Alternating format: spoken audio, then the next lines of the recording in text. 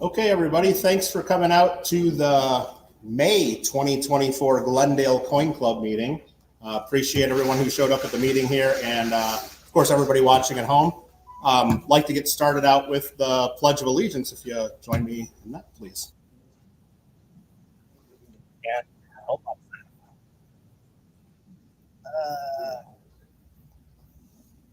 got some double voice there. Sorry about that.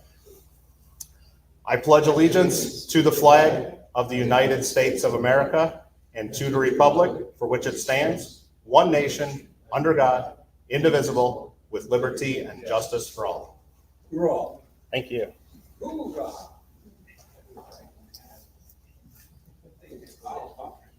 All right, I guess we can start out the meeting. Again, thanks for coming out to the meeting. Don't forget, before I forget, it's Mother's Day this weekend. Don't forget to say hello to your mothers if they're still around, or any mothers that you know, because we'll hear about it if we don't do that, of course. 50-50 raffle. We can go ahead and pull the winner for that. We collected $60, so $30 go to the winner.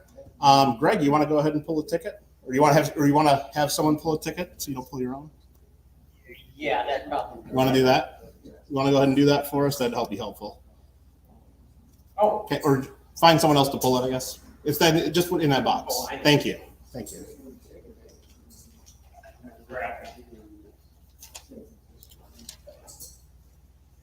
And the winner is 617543.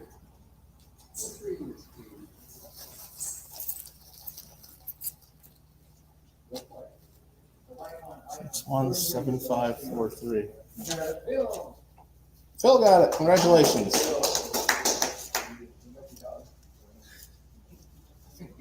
Yep. Phil, we got some money for you too. If you want to He's come got the collect money. I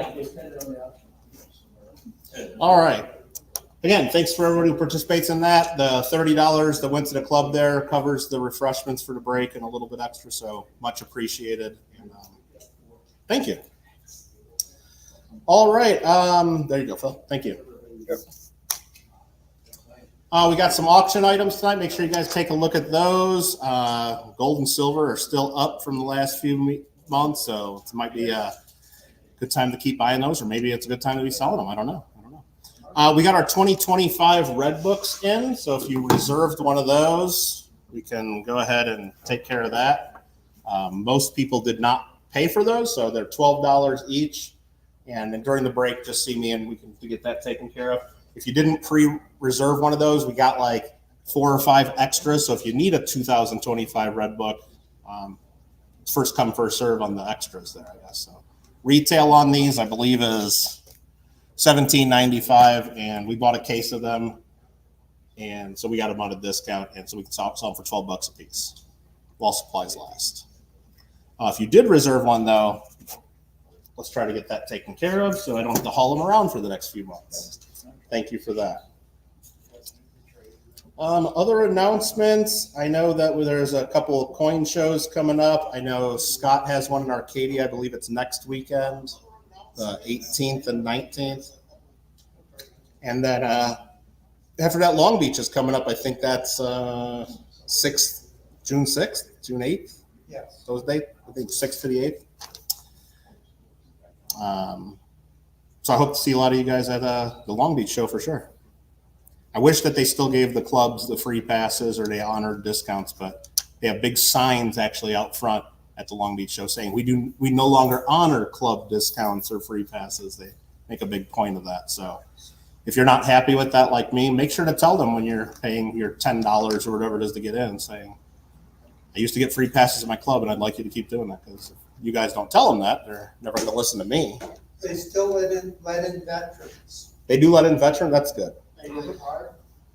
And they also, if you register at least one PCGS coin with their company and their set registry, sometimes they'll send you an email a couple days before the show saying you can get a free early bird pass to the show. I don't think they do it every show, but it might be worth it, because usually they charge, was it $75 or $100 to get in early? And that covers you for the whole show as well. Might be worth looking into that if you're interested. All right, other announcement. I'm sure most of you saw. Hopefully, in our email, our longtime Coin Club member and friend Gordon O'Rourke passed away. Talked to his daughter and said that he was in and out of the hospital the last several months, or more than that, even over the last year, and said that at least at the time he was pain-free, it was peaceful, and he was with his family. So I think it'd be appropriate maybe to have a moment of silence in honor of Gordon.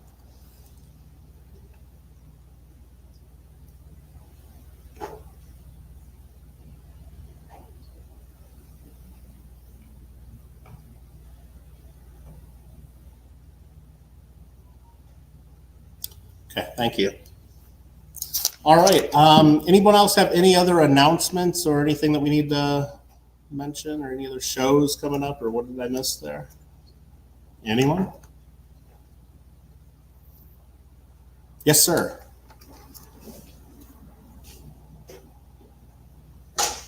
End of this month is Memorial Day.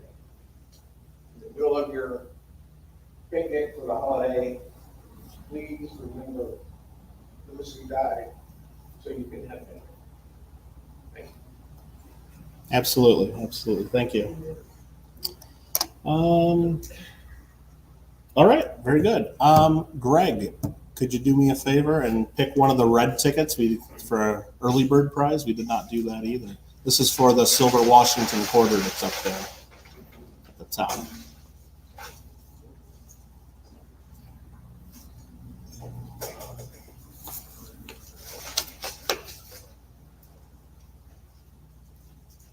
Okay. The number is 801708. 708.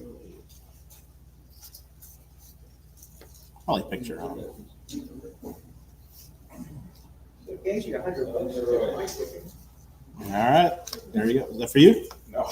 For Mike? Okay. Congratulations. That's it. All right. Yep. I got the money. So it's No, it's the Silver Washington quarter all the way at the top. It's that one. Yeah, not the proof ones, just the. And if you want to put his name on the thing, that'd be helpful. So we know who it went to. Thank you, Clarence. Thank you, Greg. Mm-hmm. All right. I think with that, if nobody else has any other announcements, let's get right into the presentation and the show on the road. All right. It'll just take me just a second to get this started. And I can try to remember how to do this. Is that working? That's working. Okay. And I gotta do that's working. Now I gotta get it onto YouTube.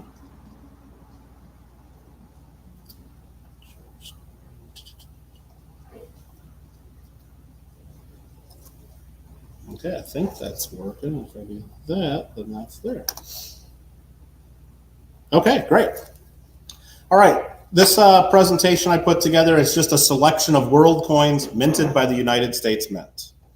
By an act of January 29th, 1874, the United States Congress authorized the mint to manufacture coinage for foreign countries, as long as the mint had the capacity after its U.S. coinage obligations.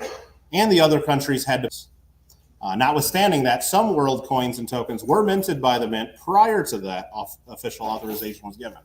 As early as 1833, they made Liberia 1 cent tokens. Maybe you've seen those at coin shows or at auctions. I did save a copy of the actual full text of the act, but we probably don't need to read that. But basically said the same thing. Congress or the U.S. Mint could mint coins for other countries as long as it didn't take away from our own coinage needs and as long as the other countries paid for it. After this act was enacted, the Venezuelan 1 centavo and 2.5 centavos of 1876 were the first coins that were produced. They were the first coins produced under the authorization, and the last regularly issued foreign coins of the U.S. Mint under this authorization were the 1983 dated Panamanian coins. There was one more coin that was released after that, but it wasn't a regular issue. It was a proof coin by the Philadelphia Mint in the year 2000, which was the Leif Erikson commemorative. and it was part of a 2-coin commemorative set, the joint set with the U.S., but the U.S. Mint made all the coins. And I'll show an image of that later on in the presentation. The minting of world coins by the U.S. Mint was diplomatically and financially a very good move for the U.S. Mint, especially during wartime years when many countries in Europe and elsewhere were experiencing severe shortages and couldn't take care of it themselves. In all, from 1876 to 2000, the Philadelphia, San Francisco, New Orleans, Denver, and West Point mints produced over 10 trillion coins, over 1,000 different issues for over 40 different countries. They made them in gold, silver, copper, nickel, bronze, brass, zinc, steel, stainless steel, German silver, and even aluminum. Did them in several different shapes. Not all of them were round. They had hold coins, hexagonal coins, scallop-shaped coins, and some of the coins even had our U.S. mint marks on them, P, D, and S. Never used the O mint mark or W on the world coins, though. And for collectors that are interested in this area of collecting, recommend this book right here. It's Foreign Coins Struck at the United States Mints by Charles Altz and E.H. Barton. Came out in 1965, and I don't think it's been reprinted since then. So if you really want to track down a copy and the people know what they have, it'll cost you $100 or $125 to get that book. And it's only going to cover things up to the 1960s. It won't have some of the later issues, of course, but it's a really good resource. If you go around searching on like the Newman Numismatic Portal, you'll find some more modern pieces written up for different magazines and collecting journals that'll supplement this and cover more modern coins. But this is the book that people that really get into this area of collecting go after. So again, for this presentation, I'm not going to show you all, it's actually over 1,100 coins the U.S. Mint made for different countries. Not going to show you all those because a lot of it would be repetitive, just showing you all the different dates and mint marks and all the different denominations for some of the countries. But I went through and just picked some that I thought were cool or of interest, and hopefully you agree. This one here is a 1944 San Francisco Australian florin. During World War II, the mints at Denver and San Francisco augmented the Melbourne mint's production of the 3-pence, 6-pence, shillings, and florin of Australia. D and S mint marks were used to distinguish from the coins made at Melbourne, which the Melbourne coins have no mint mark. And this one here, the mintage was 11 million on this coin. Made 11 million of these florins in 1944 from San Francisco. And I just like this one, really cool design. I've always liked the Australian coinage. And the mint mark, I don't know if the mouse pops up on the screen. It does not. It's right above the date, small S mint mark right there, right above the date. Content, these are silver. These are silver. I don't know the percentage offhand, whatever the Australian coins were, but that one is a silver one. Okay.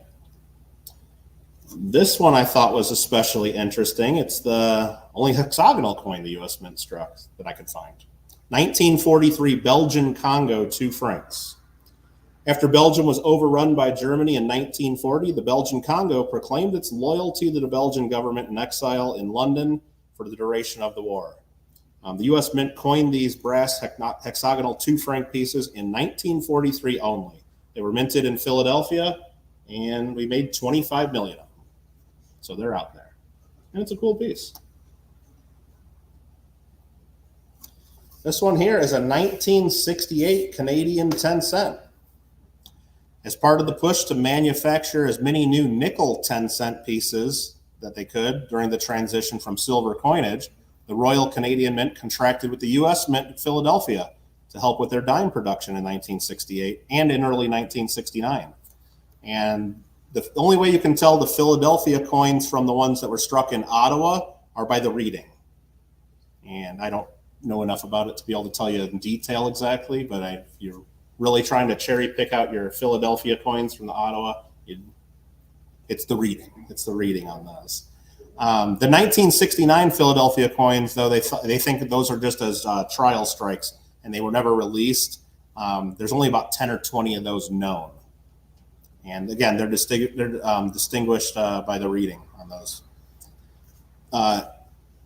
85.1 million of these were minted by Philadelphia in 1968. So chances are you probably have them if you have any 1968 Canadian dimes.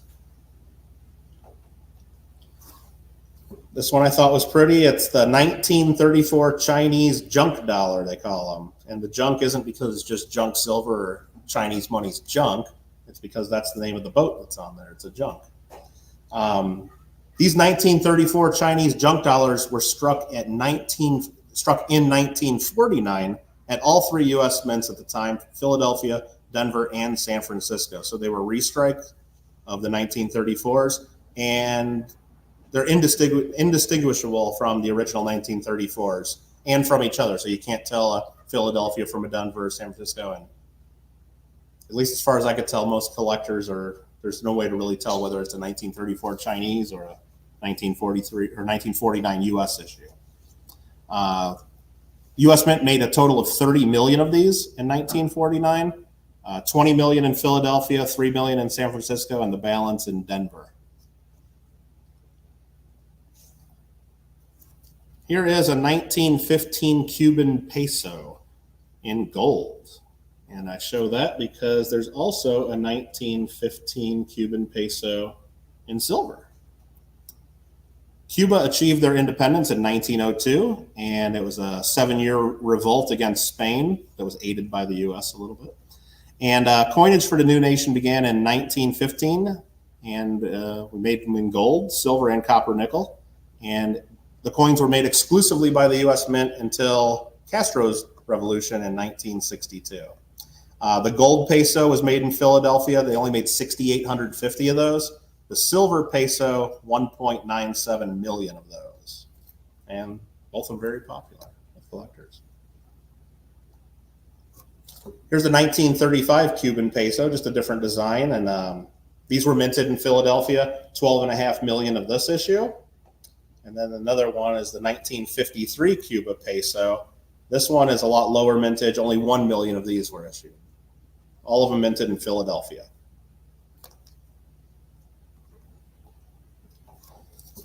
Here's another fun one. This is the 1943 San Francisco, and there's a small S mint mark right under where it says Fiji.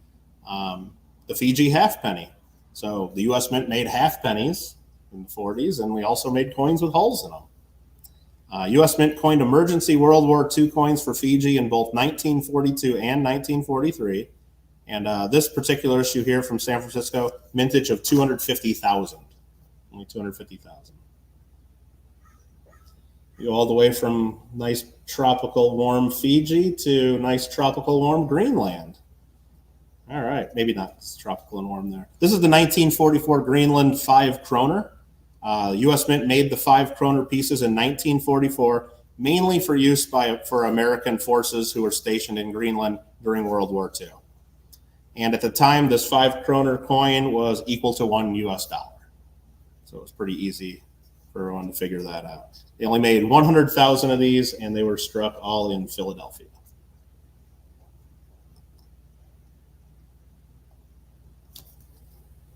$1883 Hawaiian dollar. Republic of Hawaii, which was previously the Kingdom of Hawaii, wasn't annexed by the U.S. until 1898. And prior to that, 1883, the Kingdom of Hawaii authorized dimes, quarters, half dollars, and dollars to be coined by the U.S. Mint.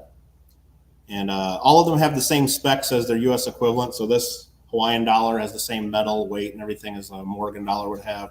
Their dime is the same as what our, at the time, seeded dime would have had. And so it was pretty easy for the U.S. Mint to get the planchets for those because we already had them. This one was minted in San Francisco, and it's a mintage of 500,000 for the Hawaii dollar.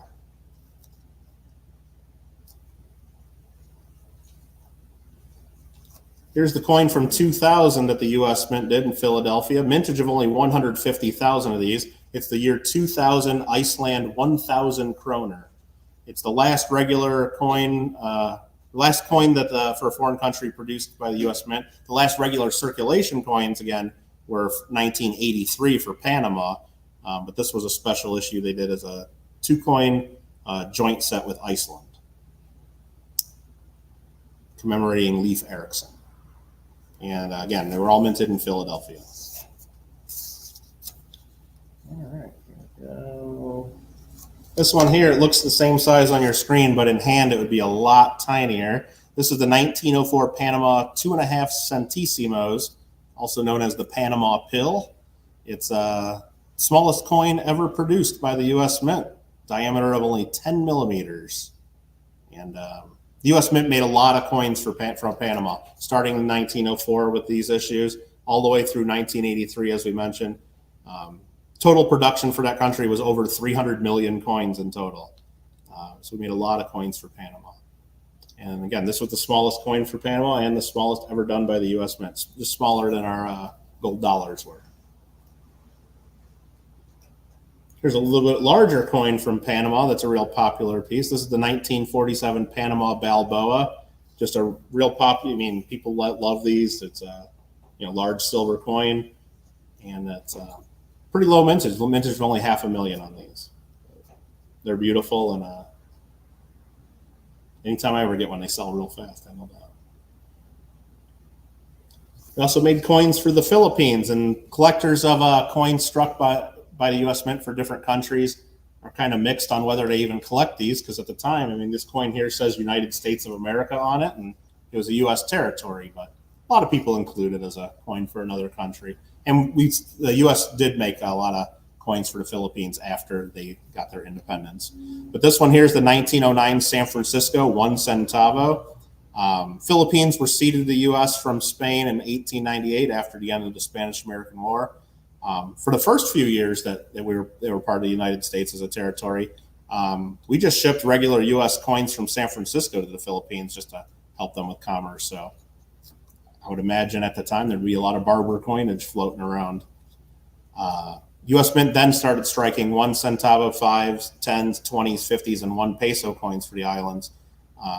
Eventually, even opening up their own branch mint in Manila, U.S. Mint branch in Manila in 1920. But this one here, I like this one. It's the 1909 San Francisco, and mintage is 1.7 million. And I like this one because both of the U.S. coins, or all of the U.S. coins from 1909 that were made in San Francisco, are better dates. You got the 1909S Indian head cent that was made right alongside this one. You got the 09S VDB, the 09S without the VDB. They're all key dates or semi-key dates, and just fun to think this was made right there with them, and it should be right up there just as popular, but it's not. So maybe you can find a deal on one if you agree that it's a cool piece. Another fun one here done by the U.S. Mint. This is the 1947 San Francisco Philippine 50 centavo, and this was right after the Philippines became independent. So in 1947, the U.S. Mint coined silver 50 centavos and silver 1 peso coins. There's the 1 peso on behalf of the newly independent Philippines in commemoration of General Douglas MacArthur and the U.S. Armed Forces liberation of the Philippines during World War II. The 50 centavos, they made 200,000 of those, and the pesos, they made 100,000 of those. And again, really popular issues, and they're fun ones. And they do have the S Mint mark really small underneath the date. All right. A couple of the more interesting coins struck by the U.S. Mint are the 1 pound and 4 pound gold discs. And they call them gold discs because the denomination really isn't on the coin, or disc, I guess. But it's equal to 1 pound. It's equal to a British sovereign, and it gives you the gold weight on there and the fineness. And these were created to support economic stimulus efforts in Saudi Arabia in the late 1940s. It was negotiated by the United States with the Kingdom of Saudi Arabia that they would be able to buy gold from us with the dollars the kingdom accumulated all during the war, with us buying oil mostly. And they got a good deal on them. They were able to buy gold from us for $35 an ounce, and then they immediately resold it on the open market for $48 an ounce. So they made out. And the original idea of giving them gold was to give them hand-poured gold bars to the exact specifications, but that was challenging, and it turned out that it was easier for the U.S. Treasury to make these coins equal in weight to a British sovereign, and that's what they did. And that's this one here. This was equal, it's 0.2354 ounces troy, it's actual gold weight. And then they made larger ones. If you see the stamp here from the US Mint, it's the same size on this one, just a bigger piece of gold that was almost a full ounce. And that was equal to 4 British sovereigns, or 4 pounds. And these were engraved by John Sinnock, who is better known for his design on the Roosevelt dime and Franklin half dollar.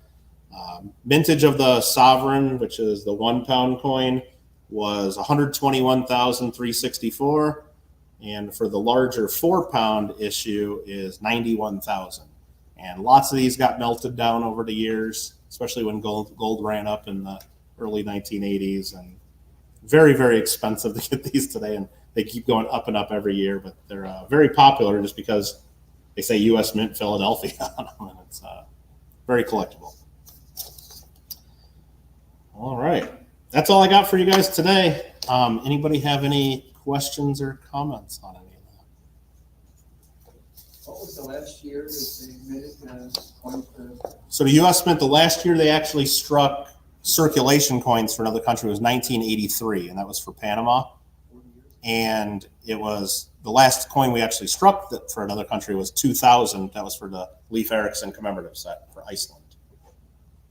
Is there a reason they haven't done anything in 20 years for other people? I don't know. I don't know if there's just not advertising those services to other countries, or maybe we're being undercut by other mints that do that for other countries. Because I know the Perth Mint makes tons of coins for a lot of other countries, and other mints do that as well in Europe. But I don't know if there's actually a prohibition by the U.S. Mint saying that we aren't doing it anymore. Yeah, Bobcat. Just a story in coin world recently that said that the British Mint has just stopped making coins for foreign countries now. Okay. This year. So the Royal Mint in Britain isn't making for foreign anymore either. Okay. The Royal British Yeah. is not making them anymore either. Okay. Very good. Phil. If you check your 1947S Roosevelt dime, you'll find the mint mark doesn't have serifs. That particular punch was going to be used for foreign coins. Oh. Some do and some don't. So there's 2 different mint marks on the 47Ss? Yep. For the Roosevelt dime? One without serifs. There's also different variety too. I have to check that out. Maybe they took the mint mark from those MacArthur coins and put them on there. Who knows? Interesting. And there's a lot of stuff too when you really get down into it. Like there's coins that are done, especially during the war, that were like struck on steel cent planchets and like the same plan. There's coins like from 1933 and 1934 that were done on bronze shell casings from the war, just like our 1943 through I think 46 wheat cents. And there's a lot of coins that we did for other countries that were basically the same size and specs as our coins, just because I'm sure when the U.S. Mint was negotiating with a different country, they'd say, well, if you make it the same specs as ours, it's probably a little cheaper and a little easier to do. But probably a little easier than setting up those hexagonal coins or the hold coins. So that Canadian dime? Yeah. They just use the rim of the U.S. dime. So that's why it's different. Is that what they use the collar that goes around a U.S. dime instead of a separate one for the Canadian? And when I was reading into it, I don't know if there's a different number of reeds, but when I was looking into it, I guess it's when you look at, there's reeds have the high point and then there's the low point. I guess the low point of the in between each reading is a little bit different shape. It doesn't like one that comes down like a V and one that comes down like a U, I guess. Or is that right? Okay. I didn't want to put that as part of the presentation because I knew I would get it wrong, even if I looked it up 5 times. Pictures of it in that book you got right there. There is? Okay. All right. Anybody else have any other questions or comments? Yeah, Steve. It's not a question, but when I heard you were doing this presentation, I put up this coin. My grandson has gotten involved in coins recently. Made me very happy. Mhm. He's interested in World War II stuff, especially he started out because of the steel sense. Anyway, I gave him some points of my father brought back from World War II. One was a Belgian 2.5 francs from 1944. And he went on research that on his own, and he came back to me and said, these were made from the steel 43 cent flags Yeah. in the US. I had no idea, so if I knew that, I wouldn't have given it to you. Anyway, I wound up finding another one in my father's stuff. I brought it with me, so this is made from the steel war cents. Oh, But for Belgium, 44. okay, very good. Sticks to the magnet. Thank you. Anyone else? All right. Well, thank you guys. Appreciate that. And again, we always welcome any of the club members to do presentations. And you saw it's not too crazy, not too hard to do. Anyone can do it. So if you have ideas for presentations or need help putting them together, let me know and maybe we could even help out. But we'd love to have more club members doing presentations. And I know John Duff, he's not here tonight, but I know he's got the schedule, and we'd love to get more club members on that schedule for future months. So, all right, we'll go ahead and end that. And let's see, I don't know what we got here. Do that, and we'll get into show and tell. All right, I'll go ahead and grab that show and tell list. And if you didn't sign up for show and tell, there'll still be you can still ask if there's anyone else. But first up for show and tell is Dennis Mack. What a cool.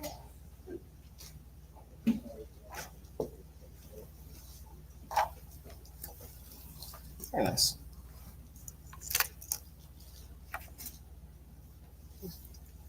Got three of the bicentennial coins, the quarter, half dollar, and dollar. And they're encapsulated they were all originally signed by the designers of the coin, of the reverses on the coin. So that's a coin. Those are all wet signatures on the label inside the capsule. Very cool. And those are all, those silver bicentennial proofs. Yeah. Very nice. Thanks, Dennis.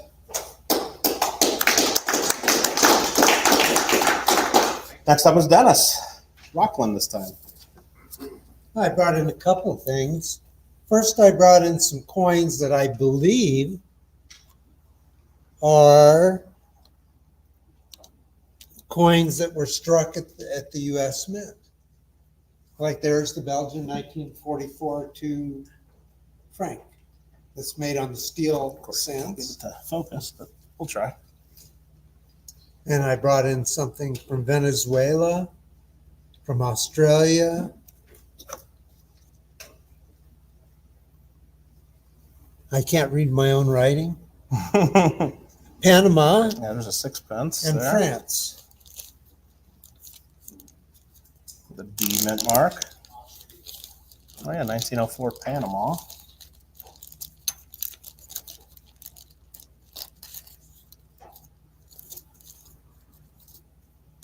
And then there's the French coin. Very nice. And I have a second show and tell too. Since I've been here, I went to the Philippines and found things very interesting there. They have only 4 coins in circulation right now: a 1 peso, a 5 peso, a 10 peso, and a 20 peso. And I have 3 of them here: a 20 peso, a 5 peso, and a 10 peso. And the 20 pesos are really hard to find because the old 20 peso notes, which are all demonetized, are still circulating. And people prefer those, even though they're really rags now, where you're in a climate where it's close to 90 degrees every day with really high humidity. So it was amazing when we get one of those and change, and I tell my wife, this is demonetized, it's not any good. But they were preferred over the coins because you couldn't get the coins. I also went into a local museum, and they had old coins on display, like this one, which is from the 1970s. Those were their old coins. And I said when I go back there, I'm going to bring them some older stuff so they're not lying. And then I have one other thing related to that. This is related to the Philippines. This is a little medal. It's a Red Cross medal. It's from Company M from Riverside, in service from May 9th, 1898 until December 2nd, 1898. And they did not make it over there. But this can actually be traced to Captain Charles F. P.A.N.N., which is interesting. So it's a unique item.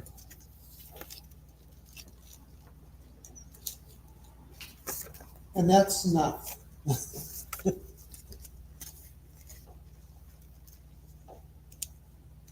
All right, very cool, Dennis. Thank you. So I brought in really common stuff So and 1971, they got in a museum. something that's unique. All right, thanks, Dennis. Next up, Greg Berkowitz.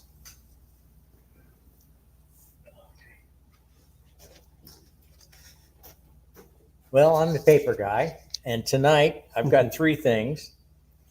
A Federal Reserve $1 note. It's a star note. And star notes are replacement notes for notes that were messed up or printed wrong at the BEP. Well, this one is a $1 star note, and it's cut all bad. So the replacement note is also a bad note. And to find an error star note is like finding hen's teeth. And it's, like I said, it's a $1 and it's just cut way off. All right. How do they replace that? They don't, obviously, because it goes through. Gotcha. And they use the replacement notes simply to keep their accounting straight. And they'll slip it into a pack of notes so that there's still 100 notes in a pack or whatever it is. The next thing I have is something called college currency. And I got to read this. This is around 1850, and basically business activity developed rapidly after the result of the Industrial Revolution. By the 1830s, the need for an educated workforce for the offices of the nation's business had grown greatly. Business colleges sprang up across the country to meet this need. Remember, this is before the typewriter and much less before a word processor had been invented. Curriculum included many subjects which are not found in today's schools, such as penmanship and telegraphing. Today's college students learn to analyze data on printouts from large and small computers. During the middle 1850s, those same students would have to learn to carefully count large quantities of cash and meticulously enter them into ledgers, promptly depositing the cash into the school bank, and triple check all the resulting documentations, along with newspapers, bank books, account books, etc., and all other necessary documents. The schools printed their own money to be used. Now, this happens to be from the International College Bank, and it is around 1850, and it looks very much like the circulating bills at the time. And that's one other one. And the last one of the things I like about collecting is that there's always backstories for all this stuff. And this is a, you would call it company currency or company note that was used or published by a company to be used at the company store, or they would use it in receipts, etc. This is the Knapp Stout Company, lumber company of Rice Lake, Wisconsin, and it is a $2 bill, and it has the back. And one of the things I like about these things is the backstory. And the Knapp Stout was a lumber company based in Menominee, Wisconsin in the 19th and early 20th century. The company location allowed it to control the lumber industry in the region, and by 1870, it controlled the logging industry in the Red Cedar River Valley. In 1878, the company incorporated, and its official name became Knapp Stout Company. The company employed over 2,000 workers in the Menominee area and produced, here we go, 85 million board feet of lumber on an average yearly from 1871 to 1896. 85 million board feet. Its output made it the largest lumber company in the world. In the 1880s, the company expanded to sites along the Mississippi River, opening offices in Duquesne, Iowa, Reed's Landing in Minnesota, and St. Louis. By the 1900s, though, the company had largely depleted its lumber supply. It closed many of its camps and dissolved early in the 20th century. The company sent out its last shipment of lumber on August 12, 1901. And that's one of the things I like about these notes is there's always a backstory. Very good, Greg. Thank you very much. All right. Sure, Greg. Get those So, yeah. table there. Awesome. All right, next up is Bobcat.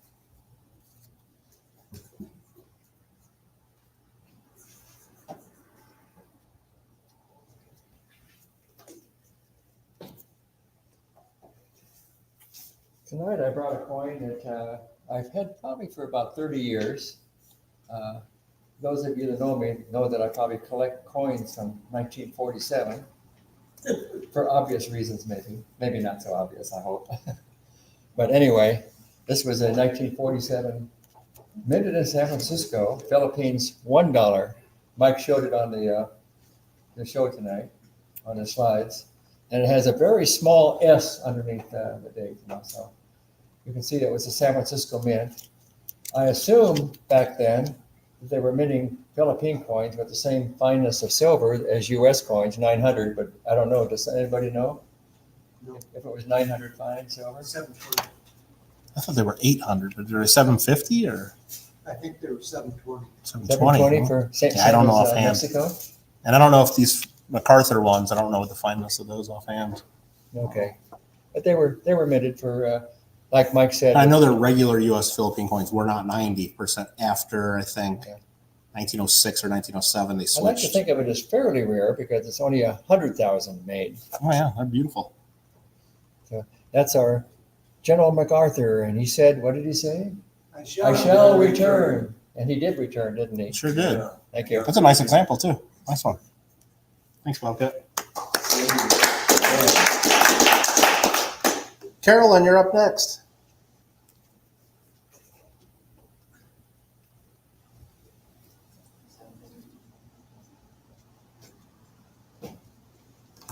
What we got I here? have a Donald Trump.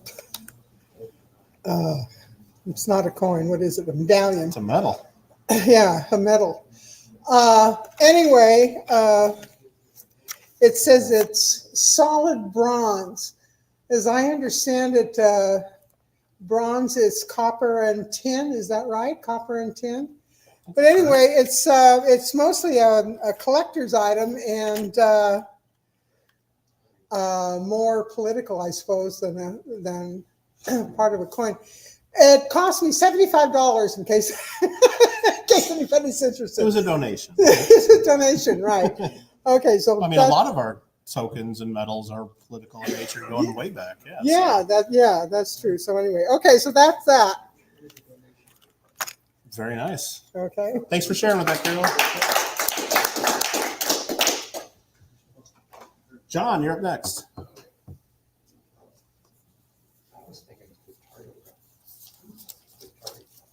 So on my lunch break, probably like once a week or twice a week, I walk to the Ralph's by my house, and they have by my work, and they have a coin start. So the last time I went, there was like $14 of change just like packed up in there. So like got it all out. I'm hoping for silver, hoping for something. And The only thing of interest in there was a 2 rupee coin from India. So basically, all the orders, I just, threw them back into circulation and whatnot. But, that's the only thing I kept. So that's it. John. Very good. Anyone else show and tell tonight? Steve, come on up.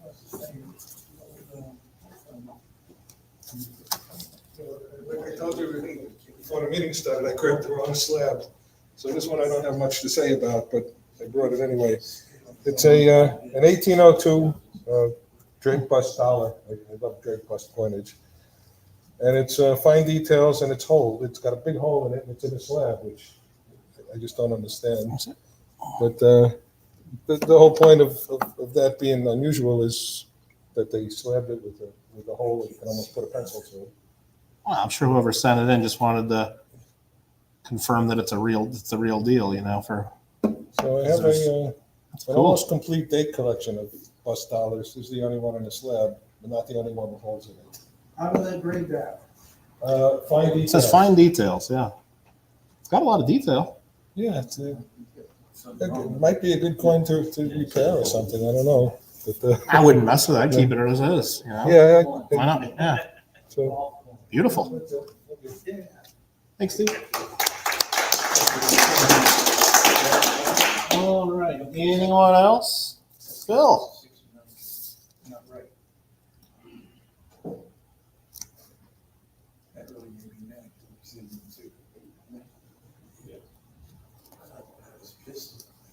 I'm sure you've all heard the expression, something old, something new, something borrowed, something blue. Well, I happen to have something, a little bit like that. It's something old, something new, something green, and something blue. This is kind of an innocuous looking $1 bill. It might freak Greg out because it's a hybrid bill. On the left side, it has some nice green numbers with a prefix of L, ending number of E. And on the right side is some blue numbers, and it has a star in the front of it and an A on the back of it. Now, Greg's looking at me, he looks kind of funny, but if you take this note, slide it apart, it's basically two halves. There we go. You put together makes one note.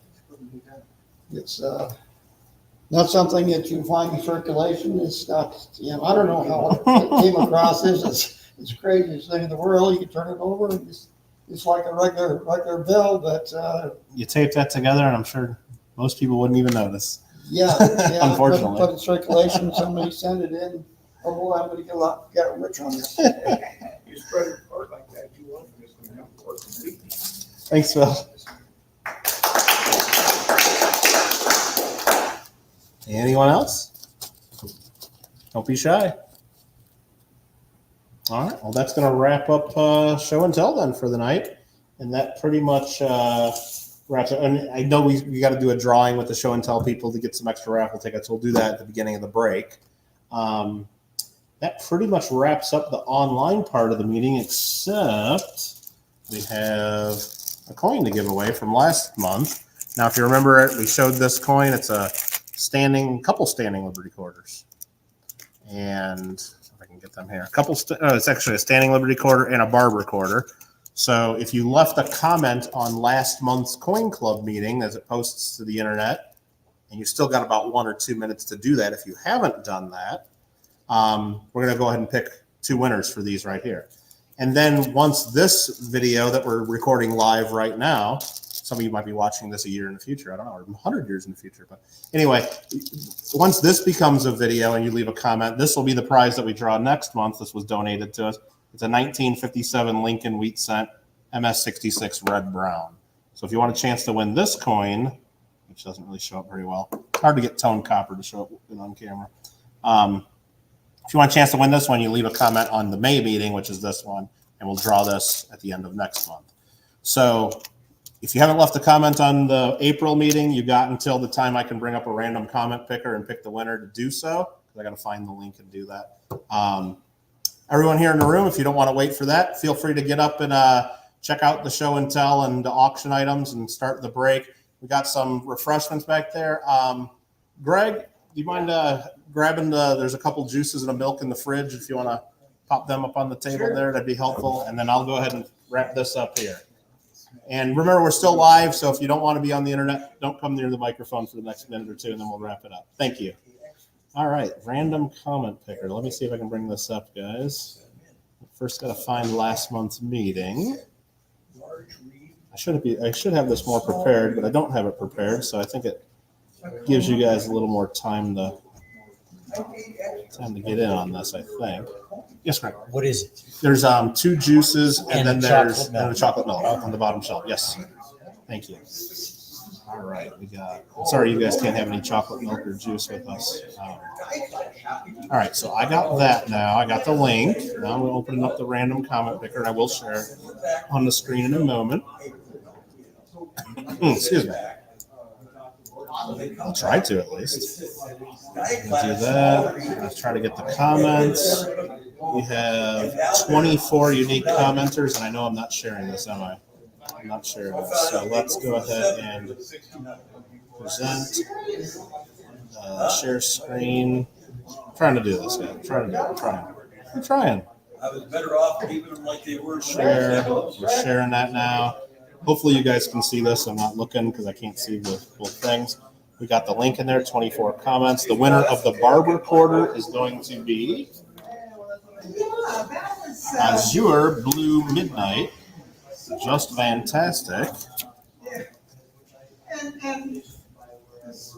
So make sure to claim your prize. Send me an email. And your address, of course. We're going to pick another winner for the Standing Liberty quarter. And the Standing Liberty quarter goes to Penny Pincher. 5516. I don't like how it doesn't show the full YouTube names anymore. It shows like the short form. So if I'm not knowing exactly your full YouTube name and saying it correctly, I apologize for that. But that's just kind of the way that is. Anyhow, thank you very much for joining us at the meeting tonight, everybody on YouTube. We're going to go ahead and cut the stream now and get into our break and raffle and auction. Again, we'll be back here. I believe the next meeting is June 14th. It's always the second Friday of the month. I believe it's June 14th, though. If you're in Southern California, though, we'll see you at the Long Beach show the weekend before. Thanks again for joining us, everybody, and we'll see you next month.